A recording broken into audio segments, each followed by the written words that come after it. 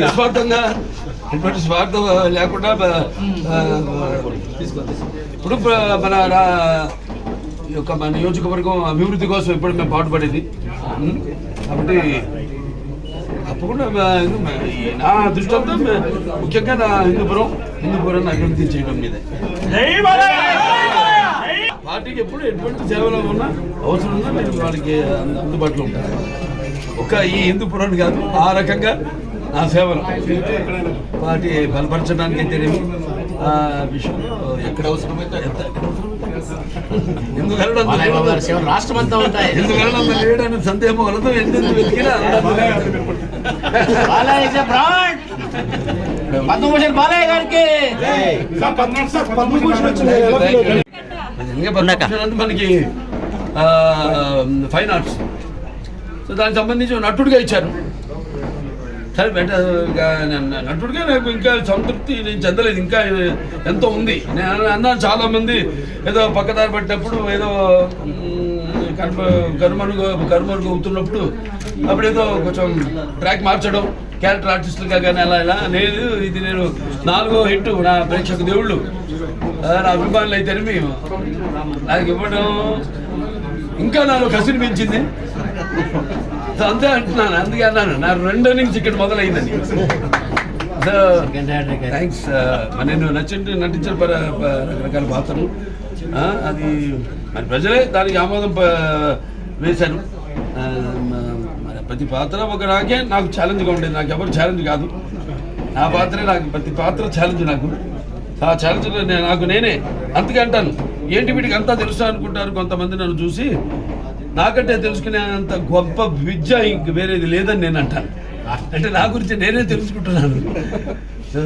ఎప్పుడు మనిషి ఒక దాంతో ఒక స్థాయితో తృప్తి పడటం కాదు, ఆ పైన ఇంకా ఇస్తున్నారు అవకాశం.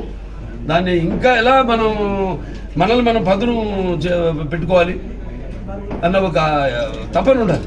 ఆ తపనే నన్ను నడిపిస్తుంది. అదే పుణ్య దంపతుల అమ్మగారు నాన్నగారు ఆశీస్సులు, ఆ కళామ్మ తల్లి ఆశీస్సులు, ప్రేక్షక దేవుల ప్రోత్సాహం. సార్ ఎన్టీఆర్ సార్ దాని మీద తప్పకుండా అండి వస్తుంది కూడా. అదే అందరి కోరిక, మా అందరి కోరిక. అప్పటిదాకా అది వచ్చేదాకా కూడా నాకు ఈ పద్మభూషణలు ఇవన్నీ నేను అంటాను కదా, ఇప్పుడు పదవులకు నేను అలంకారం కానీ పదవులు నాకు అలంకారం కాదండి. రామారావుకి భారతరత్న వచ్చే వరకు అది రావాలని వస్తుంది తప్పకుండా, అది అలాగే ఉంటుంది. ఆఖరి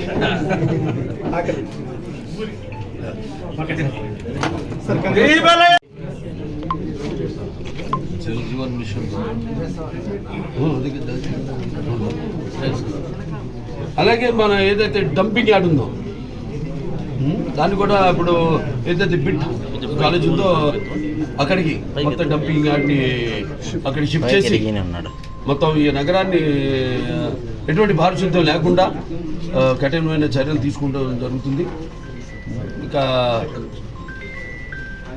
ముందు ఇంకా ప్రతి ఈ ఒక హిందూపురం పట్టణాన్ని అతి సుందరంగా తీర్చడానికి అయితేనేమి మిగతా అన్ని సౌకర్యాలు కలగజేయడానికి ఈ కాకుండా ఈ 92 120 కోట్లు కాకుండా ఇంకో 100 కోట్ల రూపాయల ప్రపోజల్స్ పంపించడం కూడా జరిగింది. అది కూడా శరవేగంగా మనకి ఆమోదం వస్తుందని తెలియజేయడానికి ఎంతో సంతోషిస్తున్నాను. మొన్ననే సీఎం గారిని ఇక్కడ హైదరాబాద్లో కలిసినప్పుడు కూడా వెంటనే ఈ పని మీద వెళ్తున్నాం. సో వెంటనే మీ యొక్క సహాయ సహకారాలు ఆయన ఎక్కువగా ఎప్పుడు ఒక హిందూపురం అంటే ఒక ప్రత్యేకమైన, ఎందుకంటే ఆయన కూడా చెప్పారు మొన్న, ముఖ్యంగా మా బాలయ్య కాదు అక్కడ అది పార్టీ వ్యవస్థాపకులు స్వర్గీయ శ్రీ నందమూరి తారక రామారావు గారు ఆయన ప్రాతినిధ్యం వహించిన కాన్స్టిట్యూయెన్సీ, అలాగే అది కాకుండా కూడా భౌగోళికంగా ఎంతో మంచి భవిష్యత్తు ఉన్న కాన్స్టిట్యూయెన్సీ మన హిందూపురం. పక్కనే ఎయిర్పోర్ట్ ఉండడం కానీ, లేకపోతే ఆనాడు నాన్నగారు ప్రారంభించిన పారిశ్రామిక వాడైతేనేమి, లేకపోతే తర్వాత చంద్రబాబు నాయుడు గారు ఏదైతే అనుసంధానం చేసి ఈ యొక్క HNSS నీళ్లు అందించడం అయితేనేమి అభినవ భగీరథుడు ఆయన, అలాగే కియా లాంటి పరిశ్రమలు రావడం అయితేనేమి, ఇప్పుడు ఇంకా ఎన్నో పరిశ్రమలు ముందుకు వస్తున్నాయి. చర్చలు జరుగుతున్నాయి వాళ్ళతో, వాళ్ళకి కావాల్సిన అవసరాలు ఏంటి వాటిలన్నింటినీ కూడా.